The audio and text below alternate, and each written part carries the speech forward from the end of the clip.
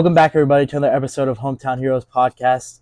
I'm with Mr. Coates, the owner of Coates Car Care. Glad to have you on. Yeah, thanks for coming. Thank you.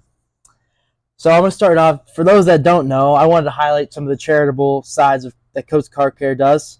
They're involved with Coats for Coats, Grace for Vets, and most notably, the Haunted Car Wash, which has raised almost $40,000 benefiting the Melina, Michelle, Edenfield Foundation, which deals with pediatric brain tumor research.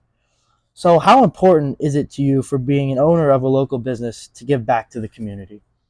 It's very important. We those are some of the bigger things we do. But we've been here for 64 years doing this. My dad started it, and we've always given back. Whether it's program ads for high school,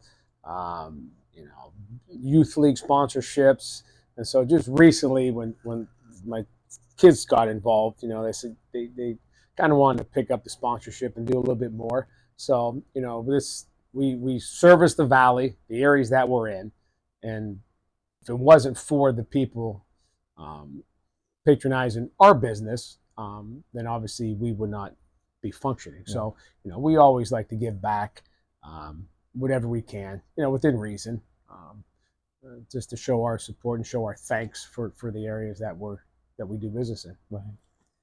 So you talked about your dad. What impact did he have on you personally and in the car washing business? Well, I learned, a lot. When I graduated from Penn State, he made a comment that I think about every day.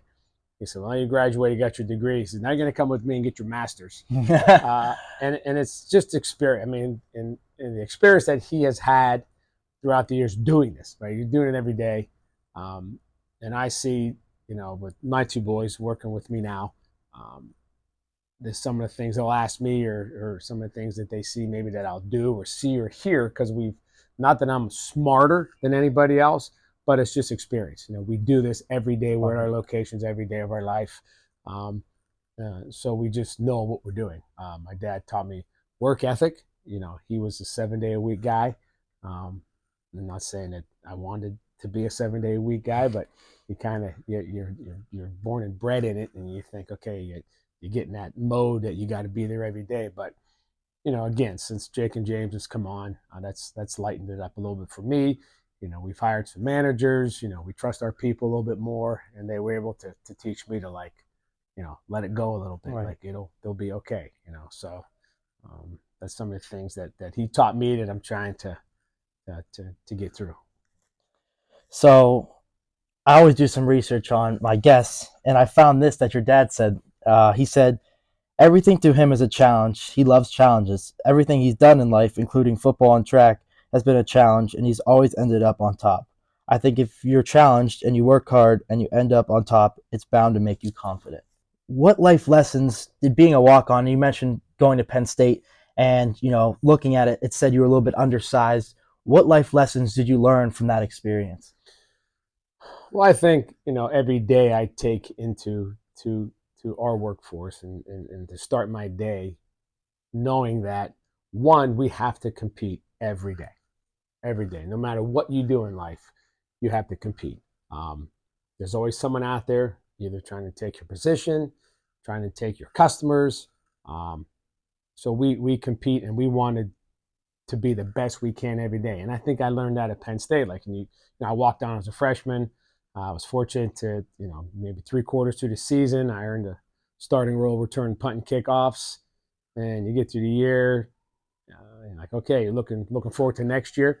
And then they recruit 3 more skill guys that, their specialties are return punt and kick. So, it's not, you can never settle, and you can never be complacent of where you're at in life. Right. Be thankful for where you're at, be thankful for what you accomplished, but know that you can't let your guard down. Right. And we do that every day here. The other thing that I took from my athletic career was, to fail at something and to come right back at and fix it, figure it out, and succeed, not to just kind of crawl under a rock and feel sorry for yourself. You're going to fail. You're going to fail at things. You're going to make wrong decisions. But how you come back from it is the important thing. And I think that's one of the things a couple of things that I took out of athletics that I think of every day.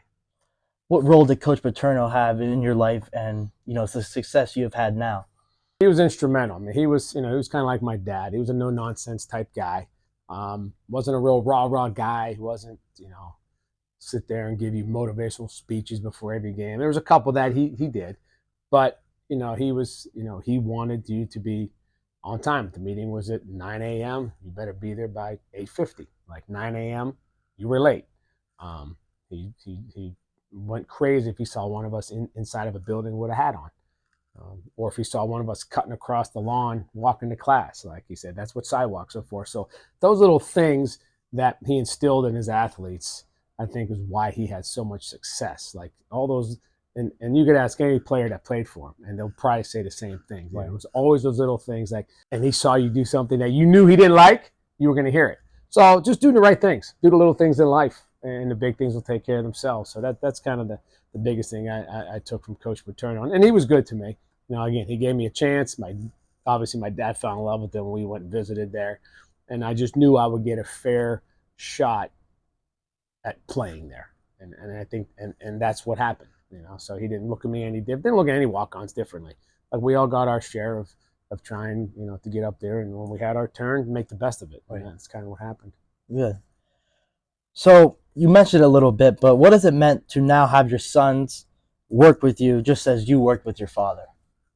It's gratifying. They also have great work ethic. I mean, they work hard. They're smart. They're also both athletes in college, and I think that helps. Of the everyday grind, like both of you guys were.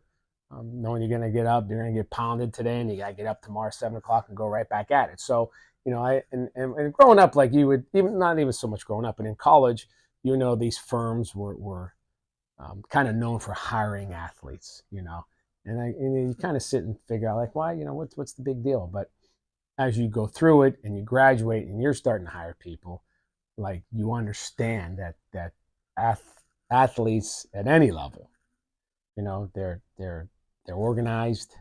They have some type of regiment. They know they got to get up. They know they got to accomplish so much thing. They know they got so much time to do it in. Right. And so having them with us, they bring that obviously work ethic to Coach Car Care. Again, they're smart. They bring a little different approach to. I don't want to say I'm old, but I'm a little older, and they kind of bring a different approach to hiring. Some young men and women that work for us and look at things a little different than I do. So that's good to have. Right. I'm fall back into that old school mentality, and they'll say, Dad, this is, you can't, this is the way it is. Like, we got to work around some things, and so and they bring it's just different ideas to the table. So they like the business. Again, they work hard, and they're smart, and they've helped us out a great deal. So what would you say, Coach, how does it separate from every other car wash? What would you say? Well, in my mind, we do a little bit more than some of the other car washes that have come into the area. We just don't look at numbers and how fast we can wash cars and how many cars we can wash a day.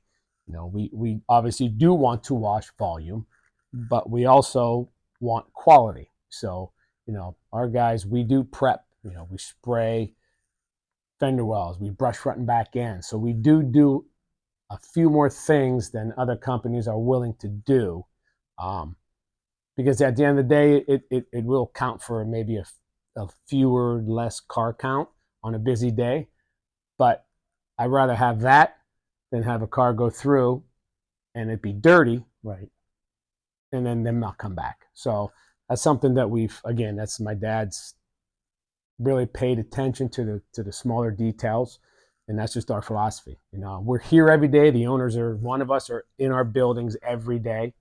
We're a phone call away. If any of our employees have issues, customers have issues, we call back. So I think, being the owners on site, and I think with the few little things that we do as far as prepping vehicles and the quality that we want, and we're not perfect, but what we strive for, I think is different than most of the other ones. Would you say there's something to say about, like you said, the owner being there and, having that interaction with someone versus a pay machine or anything like that. Do you think there's something to say about that? Yeah, I mean, I think we get to know our customers. We're walking around on sites. Some days we're short of help. We got to spray cars off. We got to dry cars off. We jump in and do what we have to do. We're not above that. Right. So I think when customers see that, I think there's a comfort level to know, one, the owner's paying attention to what's going on. Right. Okay. Two, if I need something, they're there, and I know where to get a hold of them at. And three, like, this is our life. Like, we're not just looking at numbers. This is our we've been doing it again for 64 years.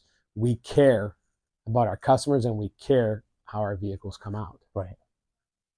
Well, thank you. You can check out one of their 6 locations. I will have them in the link. I appreciate you. Okay.